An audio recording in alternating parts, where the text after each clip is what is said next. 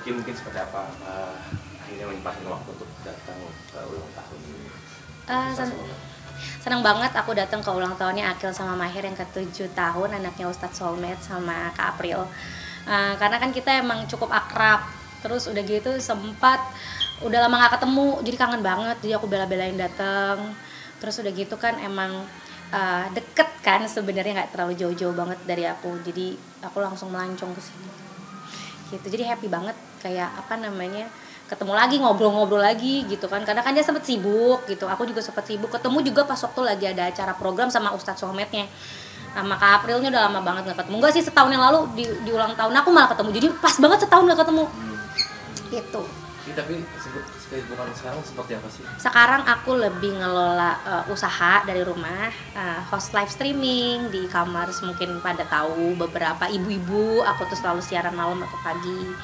Terus udah gitu sekarang ya jadi ibu-ibu aja, nganterin anak sekolah, les gitu, dan ngumpul-ngumpul juga nih sama ibu-ibu, entah itu komunitas yang mencerdaskan aku sebagai ibu atau sebagai mompreneur.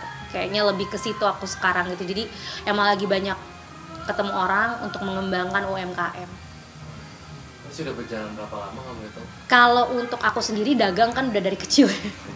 Kan aku nyanyi aja juga dagang ya, bikin album gitu kan, karena emang keluarga itu yang memproduksi aku sebagai penyanyi. Terus lama-kelamaan pas aku udah gede, aku mengurangi waktu di dunia nyanyi, akhirnya lebih kayak ke host, abis itu lebih ke punya usaha sendiri, terus kuliah kan. Jadi aku tuh mau hasil dari kuliah aku tuh mempunyai usaha kecil-kecilan yang ternyata aku gelutin sama keluarga juga. Dan dengan adanya era digital kayak gini memudahkan untuk aku host live streaming sambil jualan keranjang-keranjang dari usahaku atau usaha teman-teman aku. Jadi kayak affiliate kan ya, kayak misalnya pada tahu, dan udah dikenal sekarang seperti apa era digital gitu. Jadi aku lebih fokusin ke situ gitu, karena aku rasa itu adalah profesi yang menjanjikan ternyata buat kita ibu-ibu yang ingin berdaya juga, ingin menjadi seseorang istri yang punya penghasilan tambahan gitu. Naik turunnya seperti apa mungkin? Naik turun untuk bisnis ini kan pasti, apalagi dengan adanya orang yang tidak percaya skincare ya, dengan banyaknya overclaim gitu ya, pasti kita harus menampilkan sesuatu yang beda dan elaborasi sama pengalaman kita sendiri. Dan untuk Ciki ini sangat sulit, karena Ciki adalah seorang customer, seorang ibu, siapalah, bukan praktisi, bukan spesialis kecantikan, bukan dokter gitu, tapi bagaimana bisa memberikan kepercayaan kepada customer yang nonton kita. Kan orang-orang awam juga, netizen yang budiman ini kan pingin ngelihat progresnya seperti apa. Jadi aku menjaminkan diri aku gitu ya, karena aku pakai gitu kan, baru aku pelan-pelan jualan sesuai dengan kemampuan, permintaan. Terus lama-lama orang jadi reorder, butuh. Dari situ aku kayak, oh dari kecil-kecil lama-lama aku bisa bikin siaran aku itu untuk menjual barang-barang aku. Pertama aku tuh naik turunnya itu lewat pre-love ya kan, karena aku nggak ada modal, jualan pre-love, baju-baju Cikita kecil, baju-baju keluarga aku, baju-baju anak aku yang masih layak ya, dari yang no brand sampai yang high end brand gitu. Ternyata dari situ ada modal, baru deh aku kayak mencoba untuk bikin skincare-nya lagi gitu. Jadi jatuh bangunnya itu lebih kepada aku meyakinkan diri aku sendiri, pantas nggak sih ini aku berkecimpung di dunia usaha skincare gitu. Banyak yang anggap sebelah mata, terus udah gitu ada juga yang bilang enak nih artis jualan gitu kan, padahal sebenarnya artis juga manusia, tapi itu balik lagi ilmu marketing itu kan harus dipelajari gitu. Jadi jatuh bangunnya di situ, kayak lebih ke mental sih, ke mental sama fisik. Karena kalau misalkan kita di e-commerce itu benar-benar kita dikejar sama jam tayang, kita harus siaran lama ya, misalnya 24 jam sehari ya, minimal 3 jam gitu ya. Di situ nanti algoritmanya kebentuk. Jadi sama, aku diperlakukan kayak orang yang dari nol lagi. Itu jatuh bangunnya itu membentuk penonton, membentuk permintaan, membentuk kepercayaan. Jadi di situ tasnya aku sekarang sebagai ibu dan sebagai juga host streaming dan sebagai juga istri. Jadi makanya kurang tidur, lebih banyak kurang tidur, karena kan biasanya siaran-siaran itu lebih pagi atau lebih malam gitu. Menjaga konsistennya itu seperti apa? Menjaga konsistennya itu dengan ketemu sama kayak Kak April gitu kan, dia juga punya bisnis, terus kita ketemu sama komunitas-komunitas yang mereka itu womanpreneur semua, entah itu dari arisan, entah itu dari ibu-ibu yang cerdas yang mereka punya usaha sendiri. harus konsisten karena kita harus ketemu sama circle-circle yang demikian, bukan yang kayak circle ibu-ibu yang cuman gibah terus iri dengki, itu aku tinggalkan. Jadi makanya menjaga konsistensi itu dengan cara apa, kita percaya diri. Kalau kita ketemu banyak orang pasti jadi percaya diri. Jadi makanya aku selalu iyain dulu semua undangan walaupun aku nggak kenal, nggak deket, nggak jauh gitu. Akhirnya aku membentuk koneksi, dari koneksi itu aku jadi percaya diri, dari percaya diri itu aku punya amunisi untuk kayak ini modal gue nih, percaya diri gitu kan. Kalau misalkan aku nggak punya modal, setidaknya aku punya skill untuk menjual. Kalau kita nggak punya modal ya di skincare misalnya atau di makanan atau apa, tapi kita ngejualin produk orang dulu, lama-lama mental aku kebentuk loh gitu. Jadi ya itulah yang aku lakukan untuk menjaga konsistensi dan afirmasi setiap hari bahwa aku bisa gitu. Dan aku juga kan punya suami sama punya orang tua yang rata-rata mendukung dan mereka juga pedagang, pengusaha. Jadi aku ketemu sama orang Padang ditanya, mana ada yang mereka berpangku tangan tuh, nggak ada.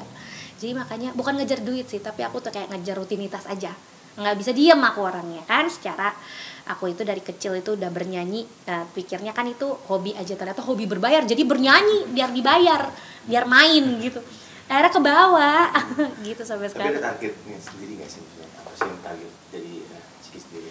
Target tadinya sih pingin bikin klinik kecantikan, tapi balik lagi aku kayak belum memantaskan diri untuk kesana gitu ya. Aku lebih senang untuk pengembangan produk aja, atau mungkin aku tuh sekarang lebih kayak berhayal tuh pingin punya bisnis keluarga yang sistem bisnis unit lain gitu ya. Nah tapi ternyata ya sekarang lagi berjalan, jadi aku kayak pingin mengembangkan manajemen bisnis keluarga lebih tersistem lagi gitu. Karena aku punya adik-adik turun menurun, kalau bisa pingin adiknya punya bisnis juga kayak gitu harapan aku. Kan orang pada susah ya kalau bisnis sama keluarga, kan gapnya itu kenceng banget gitu ya.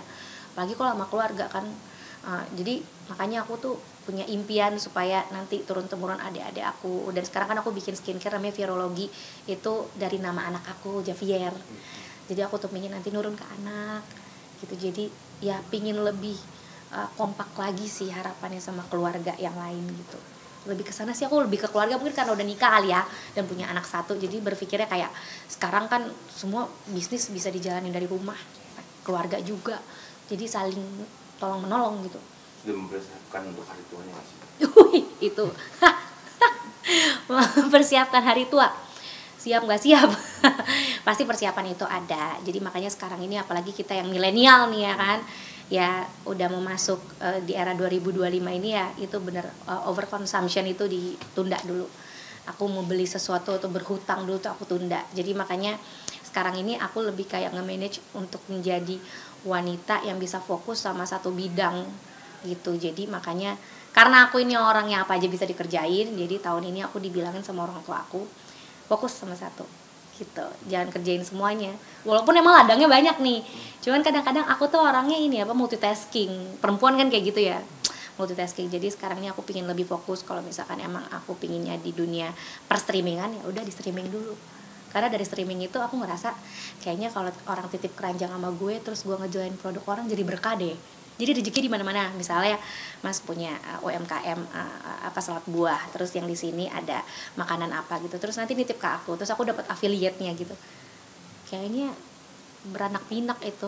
Rezekinya tuh muter dan lama-lama yang tadinya dikit ya affiliate itu lama-lama jadi bukit. Nah, dari bukit itu nanti lama-lama aku modalin sendiri buat skincare aku, atau buat kemarin aku sempat bikin baju gitu, baju-baju daster, baju-baju murah gitu. Nah nanti aku jual di marketplace dan aku kayak ngebina host-host untuk yang dari orang biasa untuk bisa jadi seperti kita. Jadi semua orang bisa jadi artis dong, ya kan? Ya kan, semua orang bisa jadi artis karena artis itu nggak hanya di dunia TV, tapi ada di dunia handphone kalian, di streaming, e-commerce gitu. Terima kasih. Terima kasih.